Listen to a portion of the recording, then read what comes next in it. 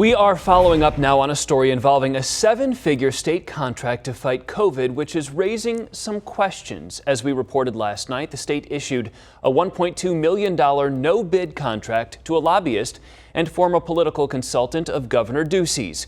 Here is our political reporter, Dennis Welch, with an update tonight. Dennis?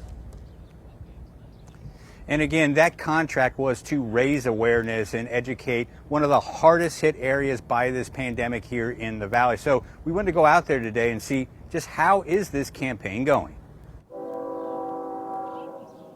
We had those signs that were just dropped off at the front. That was Jorge Picos talking about these signs, reminding people that one of the best ways to avoid getting COVID is wearing a mask and washing their hands. They were just dropped off at the front. They just walked away. They didn't even say, hey, put these up, or hey, do you need any literature regarding, COVID or the safety or washing your hands? And I mean, these are things that we already know now. The placards landed in his West Phoenix neighborhood after the state paid for a targeted COVID education campaign in areas with large Hispanic populations like Picos's. But as he described it, the drop-off didn't go as planned. It was a windy day, and that I do recall. That's why the signs were in the middle of the street.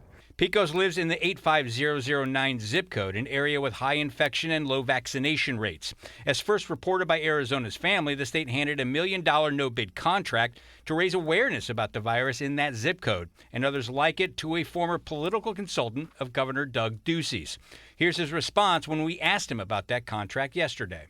Well, I'm not aware of the award that you're discussing. Other than the signs, Picos says no one has called him, knocked on his door, or reached out to him about COVID. There has not been any meaningful outreach addressing that inequity in vaccine rates here.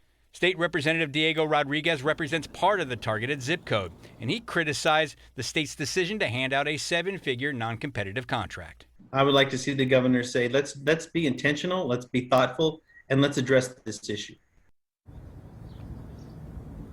And we did reach out to that former political consultant of the governor's. His name is Mario Diaz, and once again, he told us that he was not authorized to talk about it.